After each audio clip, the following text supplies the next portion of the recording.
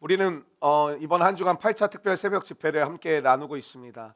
특별히 우리는 노래하리라 라는 주제를 가지고 함께 예배를 드리고 있고 집회를 진행 가운데 있는데, 시편 108편 1절과 2절의 말씀으로 이 집회를 시작하게 되었죠. 하나님이여 내 마음을 정하여 싸우니 내가 노래하며 나의 마음을 다하여 찬양하리로다. 하나님이여 내 마음을 정하여 싸우니 내가 노래하며 나의 마음을 다하여 찬양하리로다. 비파야 수구마 깰지어다 내가 새벽을 깨우리로다. 우리는 노래하기를 원하고 노래하기를 소망합니다. 언제부턴가 우리가 잃어버린 것들이 있다면 노래라는 것이죠.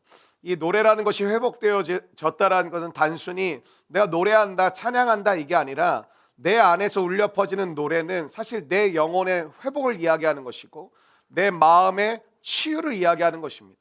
마음의 치유와 영혼의 회복을 받지 못한 사람은 노래할 수 없다라는 것이죠.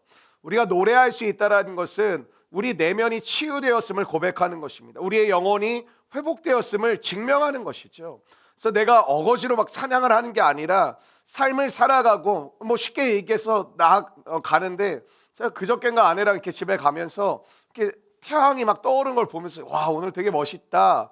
그냥 삶에 보여지고 들려주시고 함께 하실 하나님의 손길과 은혜를 누릴 때 내 안에서 나오는 꼭 멜로디가 있는 곡조 있는 노래도 노래이지만 그 고백과 선포와 마음에서 우러나오는 찬양, 이 고백을 하나님은 기뻐하신다라는 것이죠. 이게 그리스도인들이 되게 이렇게 대자연을 보면, 우리가 처음에 개척할 때 그랜드 캐년 갔었거든요. 거기 가면은 막 그냥 없던 믿음도 생기거든요. 다 아는 찬양이 다 똑같아요. 주 하나님 지으신 모든 세계, 그거 이제 우리가 같이 찬양하고 거기서 고백하니까 미국 사람들이 우리 쳐다보고 그랬었거든요. 근데 하나님을 바라볼 때 하나님이 지으신 모든 것들이거든요. 옆에 있는 분들 한번 보시겠어요? 우리 화면으로 서로 우리 바라보면 하나님 안 계신 거 같죠?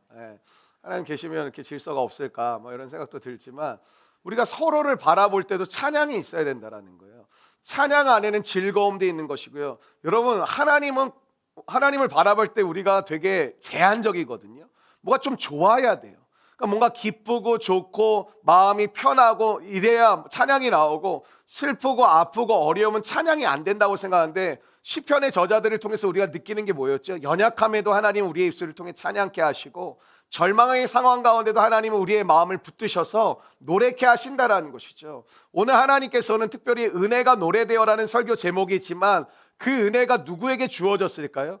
환난당하고 어려움을 당하고 있었던 이 당시 시편 31편을 살아갔던 주의 백성들, 어려움과 우리처럼 환난을 당하고 있었던 사람들에게 하나님은 그들을 은혜를 주셔서 노래하게 하시고 찬양하게 하셨다라는 것입니다. 진정한 회복은 무엇일까요? 우리 눈에 보이는 겉모양의 회복이 아니라 우리 눈에 보이지 않는 마음의 회복이며, 우리 눈에 보이지 않는 영혼의 회복이며, 우리 눈에 보이지 않는 내면의 회복이 일어날 때 진정으로 변화되는 삶이 우리 삶 가운데 펼쳐지게 되실 줄로 믿습니다. 여러분, 내면의 회복이 없으면 기도가 나오지 않아요. 영혼이 회복되지 않으면 찬양이 나오지 않아요. 우리의 마음과 감정과 우리의 안에 보이지 않는 것들이 회복되지 않으면, 우리 사실 눈에 보이지 않기 때문에 잘 들여다보지 않잖아요. 예를 들면 얼굴은 굉장히 중요하게 여기죠. 우리 자매들 찍어 바르고 메이크업하고 피부에 좋은 거 비싸도 다 쓰고 그러잖아요. 저도 결혼해서 이제 아내랑 살다 보니까 저희 아내 그런 거 쓰진 않는데, 가끔 기념일이나 생일에 저도 이렇게 선물하려고 보면 와, 이게 무지하게 비싸더라고요. 이게 남자들은 그냥 그냥 거지 같은 거 바르는 거예요. 내가 보면 무슨 크림 한 통에 10몇만 원, 20몇만 원씩 하는 거 보면 진짜 깜짝 놀랐는데, 다 바른다라는 이렇게 응대하시는데 그 종업원이 다 이런 거 다 바른다고, 이런 게 기본이라고, 이게 싼 편이라고 얘기를 하는데 깜짝 놀랄 때가 진짜 많았거든요. 우리는 눈에 보이는 것은 엄청 집중합니다. 보이니까요. 이게 보이니까 집중하고 관리하고 치료하고 잘 신경을 쓰거든요. 근데 우리가 건강검진 같은 거 받는 이유가 뭡니까? 보이지 않는 것이 어떤 건가?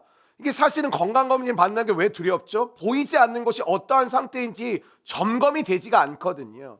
사실 우리의 눈으로 느껴지는 현상으로 느낄 때 이미 병원 가면 늦을 때가 많아요, 사실은.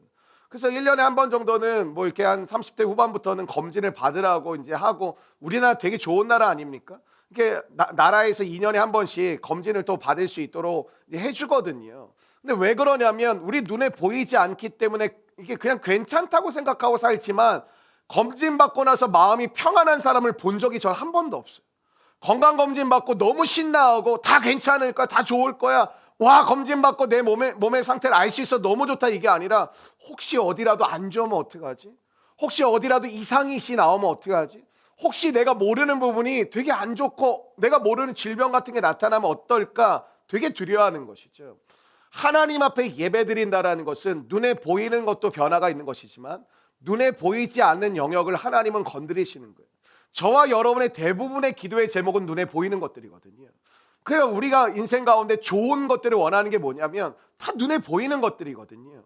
근데 하나님이 운행하시고 역사하시는 방법은 우리 안에 보이지 않는 것부터 정리를 하십니다. 치유하십니다. 대표적으로 무엇일까요? 생각, 마음, 감정, 내면, 그 나오는 그런 상처, 아픔들을 먼저 치유하시는 이유가 여러분 껍데기를 고쳤는데 내면이 바뀌지 않으면 그건 아무 의미가 없거든요. 하나님이 우리의 내면과 우리의 영혼을 고치실 때 세상 사람들이 콧방귀 낍니다. 야, 먹고 살 걱정이나 해. 야, 직장이나 똑바로 다녀라. 야, 공부나 해라. 사람들 그렇게 얘기하죠.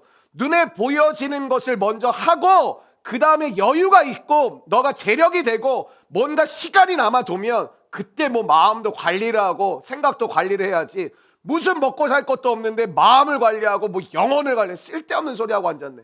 이런 이유가 되게 많거든요. 근데 왜 인생이 힘든지 아세요? 마음 때문이에요. 왜 치유가 안 되는지 아세요? 영혼이 회복되지 않아서 그래요. 왜 우리의 인생이 뭔가 세워진 것 같은데 또 무너지고 세워진 것 같은데 또 무너질까요? 분명 즐거운데 또 그 즐거움이 사라져버리고, 이 기쁨은 영원할 것 같은데 그 기쁨이 사라지는 이유가 뭘까요? 우리 내면이 망가져 있어서 그래요. 보이지 않는 우리 내면의 거룩한 집이 교회잖아요. 우리가 성전이니까. 예배는 우리 안에 보이지 않는 하나님의 거룩한 성전을 세워가는 시간인 줄로 믿습니다. 그 성전이 세워진다는 걸까요? 성전은 말씀과 기도로 채워진 곳이거든요. 저와 여러분의 인생이 잘 살길 원하시죠? 말씀과 기도로 채우십시오. 왜? 너희는 너희가 하나님의 성전인 것과 하나님의 성령이 너희 안에 계시는 것을 알지 못하냐, 이렇게 말씀하시잖아요. 너희는 성전이야. 성전의 성전되면 뭘까요? 말씀으로 채워진 것, 말씀이 살아 역사하는 곳, 말씀이 기준되는 것, 만민이 기도하는 것. 만민이 기도한다는 건 많은 사람들이 와서 기도하는 의미도 있지만 나라는 한 영혼을 통하여 열방을 향해 기도하는 의미도 있는 거예요. 나 한 사람이 나에서부터 시작해서 오늘 우리 이두래 간사님의 대표 기도처럼 나를 넘어서서 이웃을 향해, 나를 넘어서서 가족을 위해, 나를 넘어서서 교회 동역자들을 위해, 나를 넘어서서 열방을 향해 기도하는 거예요. 그게 뭐예요? 하나님의 놀랍고 복된 은혜인 줄로 믿습니다.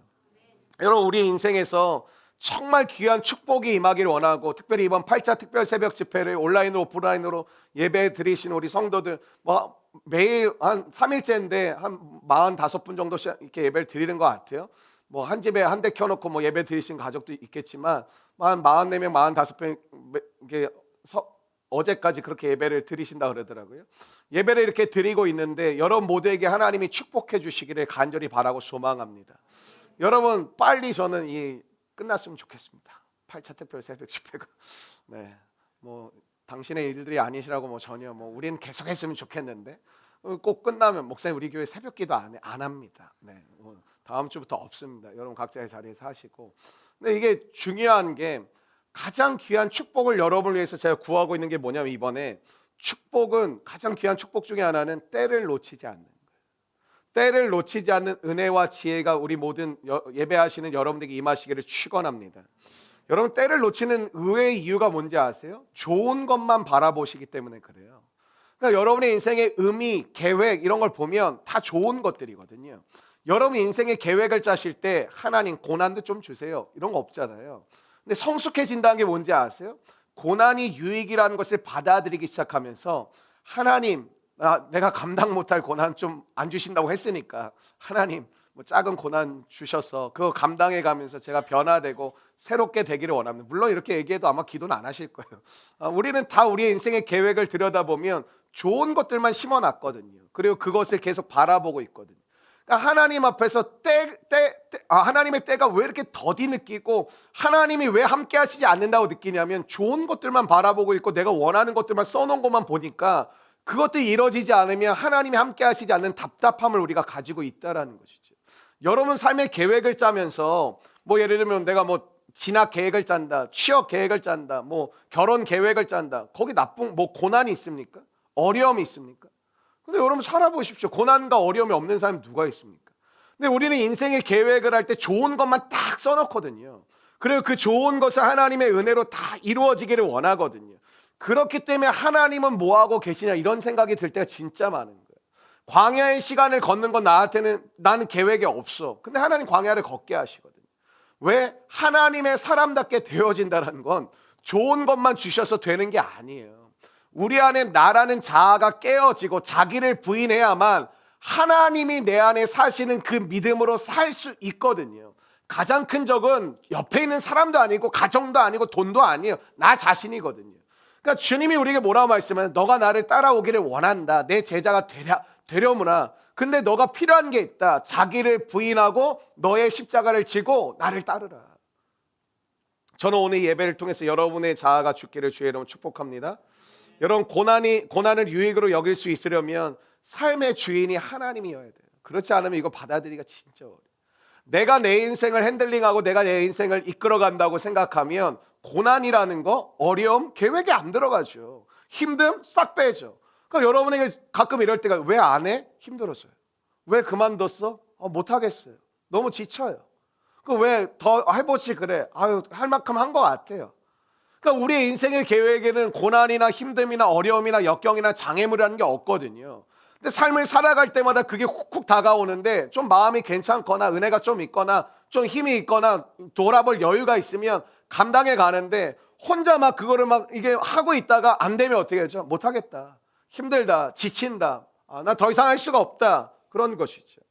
여러분 내 영혼에 어둠이 찾아올 때도 있고요. 밝음이 찾아올 때도 있어요. 우리 한국이 사계절이 있듯이 뭐 많이 들어보셨잖아요.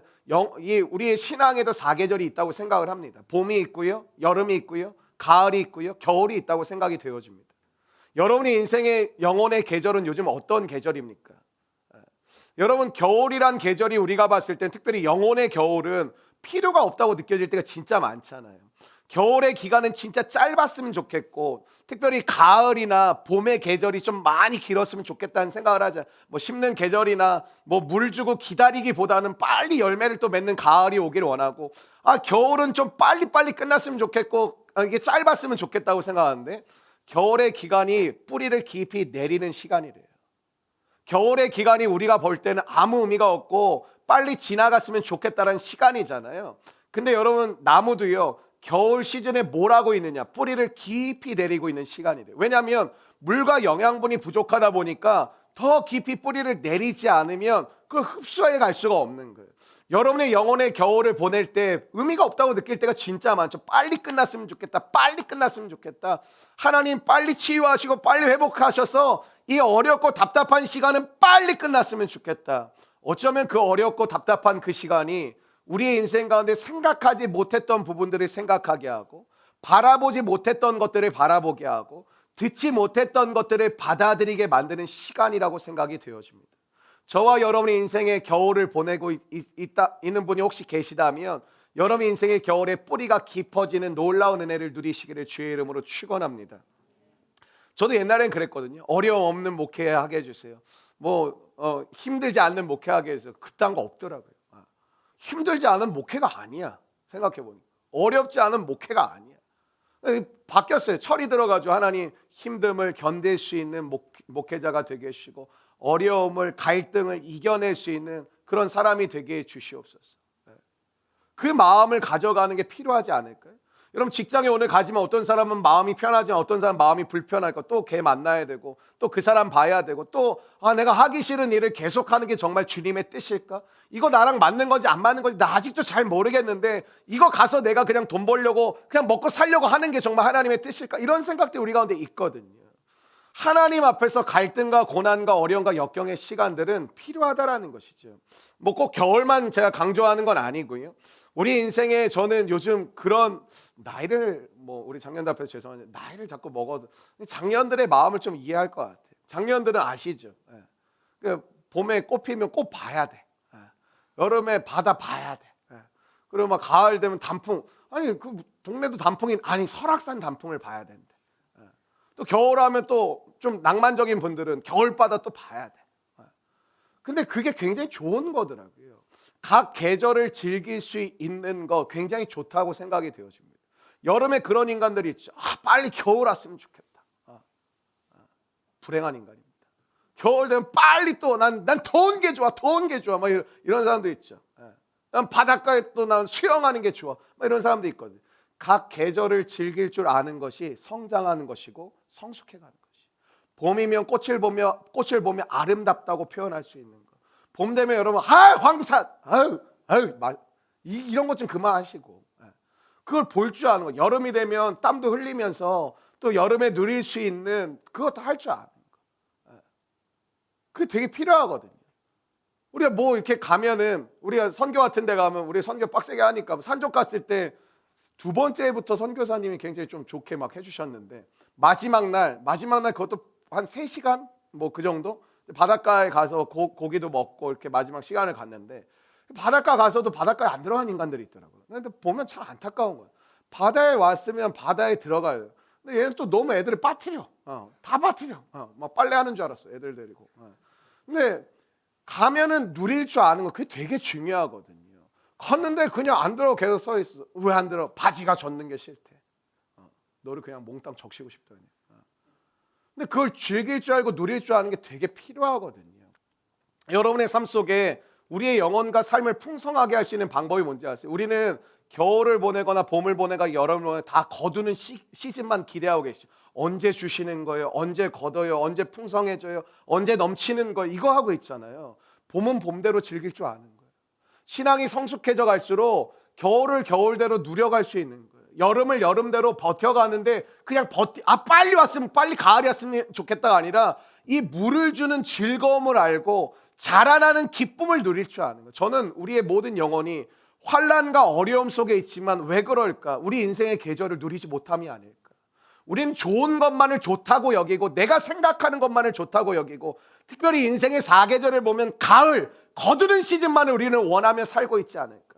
그래서 겨울이 오면 빨리 가을이야 하나니 봄에 씨앗을 뿌리면 빨리 열매 맺었으면 좋겠다. 여름에 물을 주면서 진짜 더워, 진짜 힘들어, 언제 거두는 거야? 이게 아니라 봄은 봄대로, 여름은 여름대로, 가을은 가을대로, 겨울은 겨울대로 하나님의 섭리와 은혜를 함께 그 리듬을 타면서 하나님의 그 시간을 함께 누려가면서 그 의미와 목적을 깨닫고 내 것이 되어지는 받아들임의 은혜를 통해서 걸어가시는 우리 모든 성도들 되시기를 주의 이름으로 축원합니다. 교회도요 지난 6년 동안 늘 좋았냐? 그렇지 않아요. 좋은 시즌도 있고 어려움의 시즌도 있었고 갈등의 시즌도 있고 또 막 확장되는 시즌도 있고 막 역사가 막 눈에 보이듯이 나타난 하나님이 계신 건가 또 답답한 시즌도 있고 그런 시즌이 계속 오가거든요. 지난 주일날 설교할 때 그랬거든요. 청년들이 많은 게 장점이지만 단점이 될 수도 있어요. 청년들로 개척해서 19은 망한 교회들이 진짜 많아요. 개척교회들이. 왜 그러냐? 처음에 진짜 우와 하거든요. 어려움이 오고 역경이 오고 고난이 오고 갈등이 오면 다 피하는 거예요. 다 숨어버리고 다 도망치는 거예요.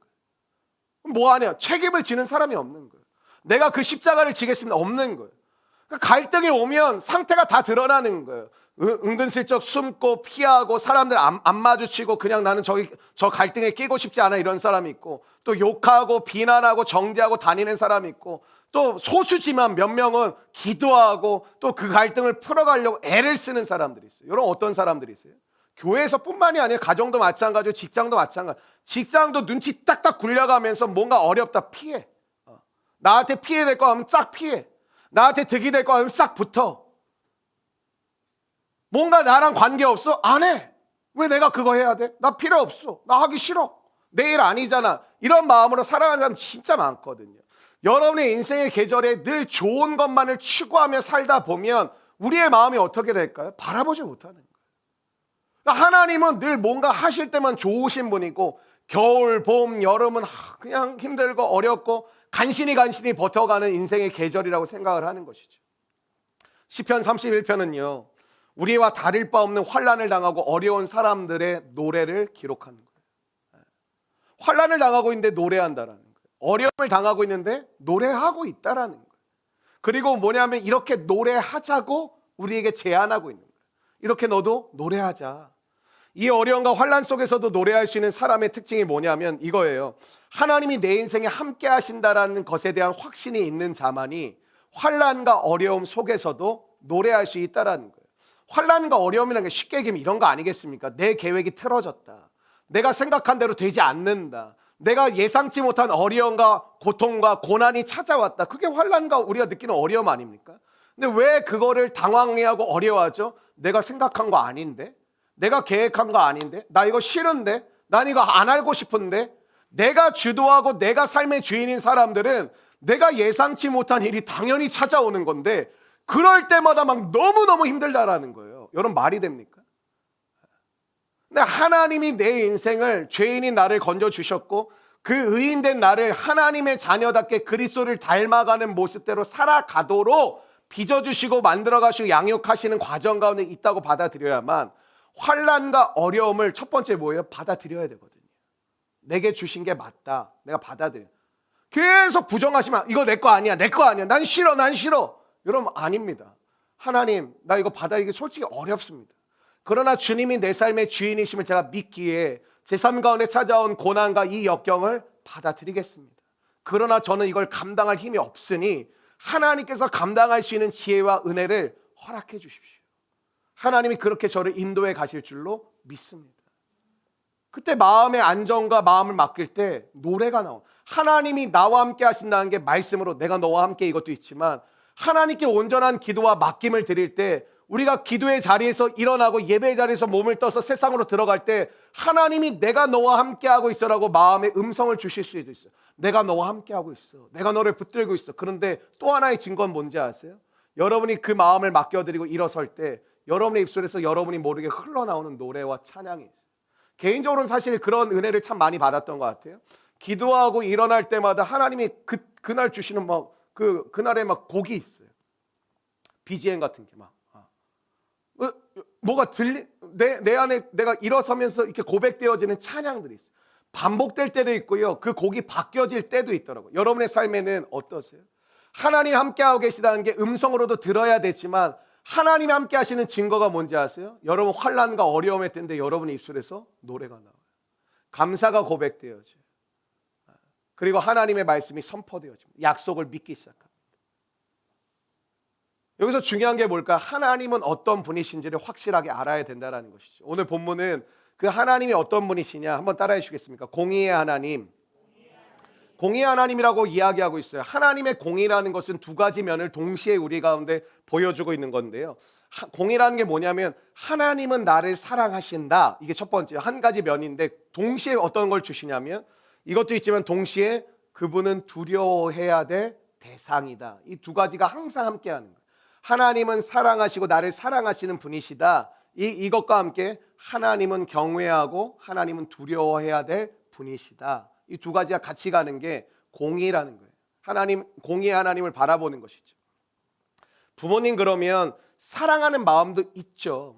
부모님하면 우리 군대 가면 뭐 아빠의 사랑보다는 이제 엄마의 사랑을 엄청 얘기를 많이 하거든요. 그리고 다 또 되게 감성적으로 막 시키는 것 같아요. 요즘 안 하는지 육군훈련소 가면 전방에 어머니 삼창 보면 어머니 하면서 막 이러면서 막 울거든요, 애들. 저도 뭐 그랬었는데. 근데 부모님 하면 사랑도 있지만 동시에 어떤 것도 있어야 할까요? 거룩한 두려움이 있어야 돼요. 그러니까 부모도 부모가 처음 해보는 거거든요, 태어나가지고. 그러니까 하는 게 뭐냐면 사랑을 많이 주면 이 아이가 사랑을 받을 줄도 알고 할 줄도 알고 큰다 그래요. 그러니까 어떻게 하냐면 사랑을 잔뜩 주는 거에 집중을 많이 해요. 근데 사랑을 많이 준다고 해서 그 아이가 단순히 잘 자라는 게 아닙니다. 개판이 될 때도 많아요. 지밖에 모를 때도 많아요. 때로는 혼나기도 하고 야단도 맞으면서 자라는 것이 하나님의 뜻입니다. 왜냐? 하나님이 이렇게 말씀해요.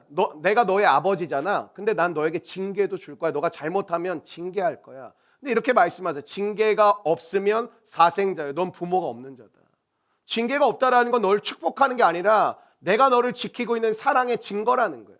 그래서 기독교 에센스 하시는 분들 보면 사랑의 하나님 중에 하나의 요소가 뭔지 아세요? 징계하신 하나님. 그리고 뭐라고 하냐면 친아들이 아니니라. 징계가 없으면 넌 내 친아들이 아니다. 그러나 중요한 게 있어요. 혼도 날 수 있고 야단도 맞으면서 자라는 거거든요. 그러나 그 자녀가 늘 어떤 마음을 가질 수 있어야 되냐면, 그럼에도 불구하고 우리 부모님께 나아가면 늘 부모님은 나를 받아줘. 나는 부모님께 받아냄을 당하는 사람이에요. 그게 필요한 거예요. 아무리 혼이 나고 아무리 어려워도 그게 필요한 거예요. 저도 성도들 중에 그런 성도들이 있거든요. 뭐 예배도 잘 안 나와. 또 뭐 그래. 근데 오랜만에 봤는데 아무렇지 않게 나를 대하는 사람들이 있어요. 근데 보통 이렇게 눈치를 보고 막 가까이 못 오고 막 이러거든요. 근데 저도 불편해요, 사실은. 근데 너무 오랜만에 왔는데도 막 어제 매주 온 것처럼 목사님 뭐 이러는 거야. 내가 당황스럽더라고. 그래 야 그거 잘 지냈냐? 뭐 계속 같이 있었던 것처럼 얘기하세요. 지금 우리 교회 내가 대표적인 2명인데 얘기를 못 하겠는데 있어요. 근데 굉장히 그게 저한테는 편해요. 오랜만에 와가지고 계속 눈치 보고 가까이도 인사도 안 하고 막 이러다가 그냥 가버려. 근데 오랜만에 와도 그냥 와가지고 목사님 잘 지내셨어요? 네가 좀 와야 내가 잘 지내는지 알겠지. 그렇죠. 하하하 막 이런 사람도 있거든요. 근데 그게 속이 없는 게 아니라 참 그런 마음으로 가까이 올 때 참 마음이 편하고 가까이 하기가 진짜 좋더라고요. 여러분도 그렇지 않으세요? 막 여러분 보는데 눈치 보고 막 이러면 어렵잖아요, 서로가. 근데 참 이게 필요한 거예요. 그러니까 어떤 아이가 건강하냐면 엄마 아빠한테 혼나고 막 시무룩해질 수 있는데 뭐 이게 뇌가 없는 건지 조금 한두 시간 지나 엄마 밥, 이게 건강한 거라니까요. 밥아 막 이런 게 아니라 엄마 밥 주세요. 이게 건강. 엄마가 당황스럽지만 밥을 주면서 그 사랑을 느끼는 거죠. 하나님은 우리를 사랑하시지만 하나님 우리를 때론 징계하세요. 근데 여러분이 그 징계와 사랑 속에 뭐가 있어야 되냐면 하나님께 나아가면 언제든지 나를 받아주시는 분, 그게 진짜 건강한 믿음의 상태입니다. 좋은 거 있으면 좋으신 하나님, 안 좋은 거 주시면 나쁘신 하나님이 아니라 그 모든 것을 주신 하나님이라고 여기되 하나님께 언제든지 나아가면, 내 있는 모습 그대로 나아가면 하나님은 나를 받아주시는 분. 그 믿음이 있을 때 여러분 어떤지 아세요? 진짜 천하무적이거든요. 어려워도요 일어나요. 외로워도요 그 마음을 넘어섭니다. 여러분과 저의 삶 가운데 든든하게 늘 함께 하신 하나님이 임하시기를 주의 이름으로 축원합니다. 하나님이 여러분을 받아주십니다. 그게 시편 31편을 노래하는 기자의 노래 구절이었어요. 하나님은 나를 받아주신다. 하나님은 나를 자녀 삼아 주신다. 하나님은 내 있는 모습 그대로 나아갈 때 나를 기뻐 받아주신다. 그게 7절의 고백이거든요. 7절 말씀 읽겠습니다. 시작. 내가 주의 인자하심을 기뻐하며 즐거워할 것은 주께서 나의 고난을 보시고 환난 중에 있는 내 영혼을, 고난과 환난 가운데 하나님이 뭐라고요? 보고 계신다. 한번 따라해주세요. 하나님이 보고 계신다. 하나님이 모르시지 않는다. 여러분, 영적인 가장 큰 고통과 답답함은 응답이 없는 게 아니에요. 하나님의 부재를 느끼는 거예요. 하나님 어디 계신 건가? 하나님이 계시지 않다는 답답함이에요. 하나님이 계시다고 우리 마음 가운데 일어나면 견딜 수 있고 버틸 수 있어요. 특별 새벽 집회를 통해서 여러분 마음 가운데 뭐 그랬던 우리 지체 몇 명이 저한테 그런 얘기, 목사 이번 8차 특별 새벽 집회를 이렇게 기다리고 있었어요. 이런 마음으로 나아가려고. 참 그 마음을 한 두세 명이 나눠줬는데 되게 감사하더라고요. 근데 참 귀하고 복된 마음이에요. 근데 하나님 앞에서 이 새벽을 깨운다는 게 뭘까요? 여러분이 이 새벽 집회가 끝나면 여러분이 아침 새벽을 깨워가지고 말씀을 보고 큐티라고 기도하며 하루를 시작한다는 게 뭘까요? 이거거든요. 하나님의 은혜가 내게 임함으로 오늘도 내가 견딜 수 있는 힘을 얻는 거, 오늘도 버텨갈 수 있는 그 자리를 견딜 수 있고 버틸 수 있는 그 은혜를 얻는 거, 그 은혜가 여러분에게 임하시기를 축원합니다. 여러분, 내 영혼이 어두울 때도 있고 밝을 때도 있어요. 하지만 우리의 영혼에 함께 하신 그 하나님은 늘 성실하세요. 늘 신실하십니다. 하나님이 열받는다고 오늘은 저기 태양 안 떠. 야, 태양 뜨지 마. 기분 나빠. 얘네들 정신 차려야 돼. 그렇지 않는다라는. 여러분 삶 가운데 우리가 눈을 뜨면서 고백되어진 게 감사해야 되는 이유가 뭔지 아세요? 기도하지 않았음에도 불구하고 지난 밤 동안 하나님이 나를 지켜주신 거예요. 함께해 주신, 오늘도 생명을 부여해 주셔서 내 눈이 뜨고 인식하고 자리에 일어나는 거거든요. 우리의 삶에 일어나면서 감사가 고백되어지는 건 우리가 구하지 않음에도 불구하고 주님의 신실하심과 성실하심 속에 하나님이 우리를 이끌어 가시는 것들이 너무너무 많이 있다는 거죠. 여러분, 신앙생활 하다가 제일 어려운 게 이런 거 아닙니까? 내가 생각한 시간과 하나님의 시간표가 다를 때. 기억하십시오. 여러분, 하나님은 하나님의 시간을 하나님이 완성해 가시는 거예요.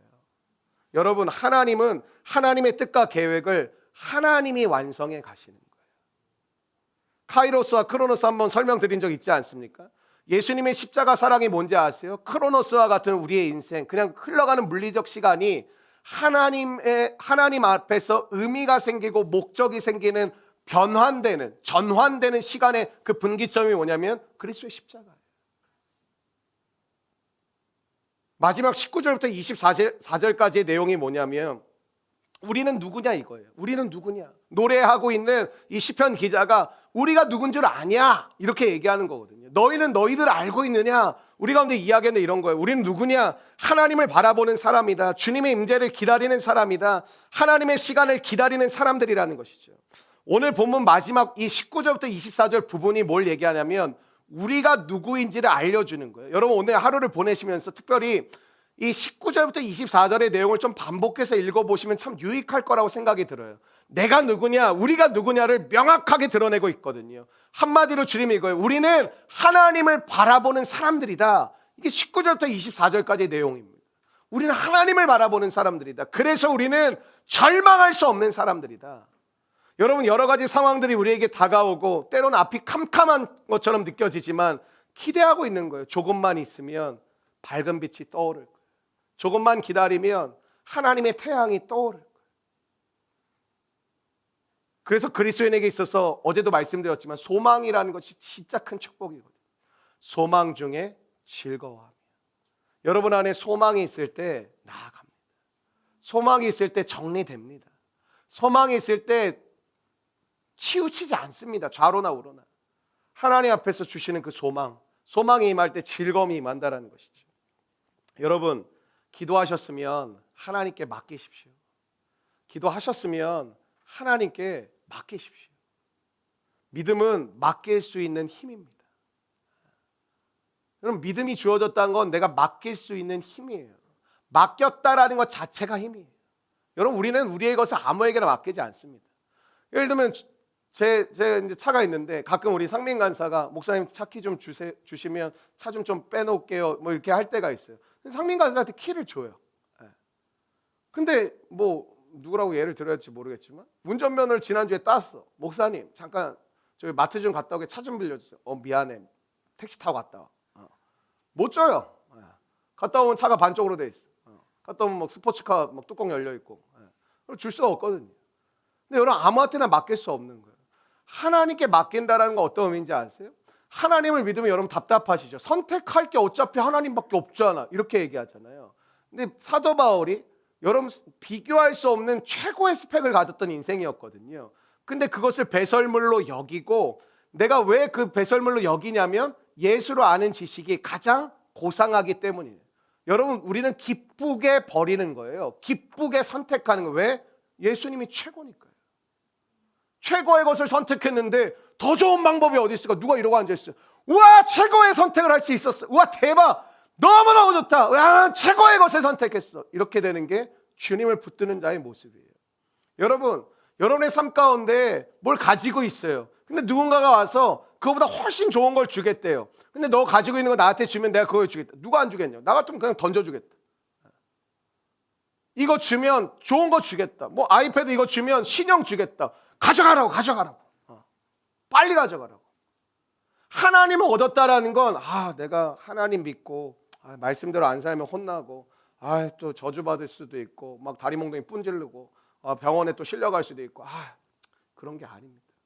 그렇기 때문에 예수 믿는 게 짐이에요. 예수 믿는 게 불편함이에요. 예수 믿는 게 즐겁지가 않는 거예요. 특별히 교회 중직자들 봉사 많이 하는 사람들이 이러고 와요. 교회를 취미거든요. 내가 오늘 가서 이것도 해야 되고 저것도 해야 되고 이것도 하나님 기쁘시게 하려면 이것도 해야 되고 저것도 감당. 나는 그런 성향도 아닌 것 같은데 나는 이걸 잘하지도 못하는데 내가 이거 계속 해야 되는 게 맞나? 그럼 맨날 여러분 잘하는 멘트가 있거나 이게 하나님이 기뻐하실까요? 그냥 솔직하게 제가 하기 싫습니다 얘기를 해야 되는데 이거 하나님 기뻐하실까요? 왜 그럴까요? 하나님이라는 것이 유일한 선택지라는 게 그렇게 썩 달갑지가 않은 거예요. 더 좋은 게 보이는데 내가 이걸 내려놓고 하나님을 가는 이 믿음의 길을 가야 하는 게 불편한 거죠. 여러분 그게 믿음 아닙니다. 하나님을 선택할 수 있다는 것 자체가 놀라운 기쁨이고 놀라운 즐거움. 왜? 최고의 것을 선택했거든요. 아직도 아니신 것 같은데. 네. 여러분, 내가 기도했다가 중요한 거 같죠? 나 오늘 1시간 기도했어. 나 오늘 새벽 기도 갔다 왔어. 아니요.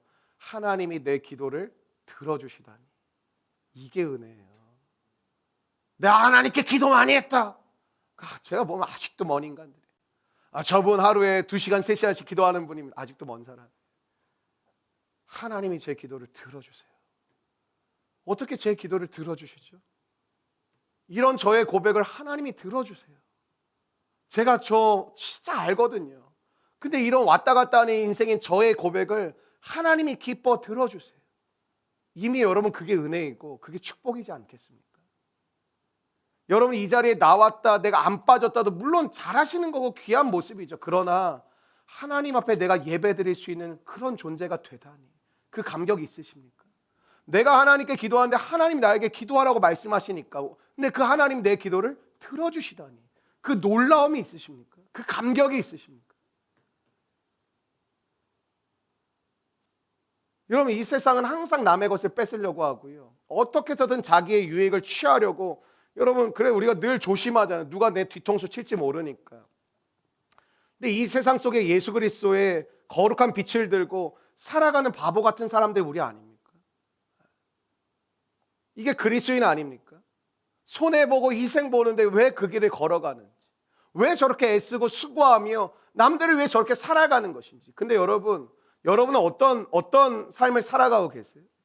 여러분 우리가 살아갈 때 이런 사람들과의 만남을 통해 뭘 느끼는지 아세요? 마음이 정화되는 느낌을 받아요. 여러분 그런 사람이 있어요. 어떤 사람 만나면 없던 욕심도 생겨.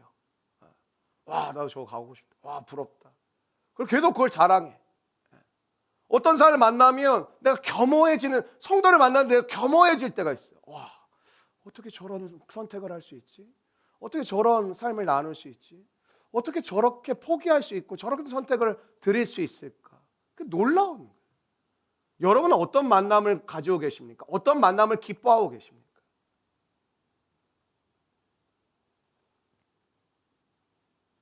여러분 이런 만남이 좋은 만남 아닐까요? 어떤 사람과 만남을 가지고 내가 하나님의 사람이었는데를 자각하게 해주는 만남. 내가 하나님이 찾으시는 사람인데라는 걸 깨닫게 해주는 만남. 근데 만나서 그냥 없던 욕심도 더 버리고 나도 저렇게 성공해야지. 나도 저렇게 가져야지. 나도 저렇게 해서 떵떵거려야지. 이런 만남이 아니라 주님의 다시 오심을 기다리는 우리의 인생 가운데 주님의 놀라운 역사를 바라보기 때문에 바보처럼 살 수 있는 거거든요. 여러분 19절부터 24절까지가 우리는 누구냐를 얘기하는데 마지막 24절 읽고 말씀 마쳤으면 좋겠는데요. 시작. 여호와를 바라보는 너희들아 강하고 담대하라. 이렇게 이야기하고 오늘 시편은 마칩니다. 여호와를 바라보는 너희들아 강하고 담대하라. 너희가 누군지 아니? 하나님이 무려 지키시는 사람들이야. 너희의 보디가드가 하나님이야. 하나님이 너희를 채우시는 존재들이야. 하나님이 너희들 눈동자처럼 지키시는 존재들이야. 하나님이 너희의 인생을 붙잡고 계신 존재들이야. 여호와를 바라는 너희들아 강하고 담대하라. 사랑하는 여러분 오늘 하루를 살아갈 때 환난과 어려움 가운데 살아가고 있는 우리들을 위로받으세요. 하나님이 아신대요. 그래 하나님이 보시고 계시대요. 그래서 그 하나님께서 은혜를 주신대요. 그래서 그 받은 은혜가 어떻게 되는 거죠? 노래로 고백되어지는 거예요. 마지막에 고백이 나오는 거예요. 하나님을 바랍니다. 근데 하나님 뭐라고 응답을 주시는 거예요?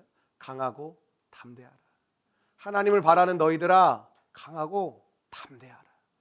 그게 너희의 정체성이고 그게 내가 부른 너희들의 모습이며 그렇게 살아갈 때에 내가 너희들을 통하여 일하게 될 것이라는 거예요. 사랑하는 여러분 강하고 담대한 자로 부르심을 받은 줄로 믿습니다. 그렇게 오늘도 살아가고 노래하고 찬양하는 저와 여러분 되시기를 주의 이름으로 축원합니다.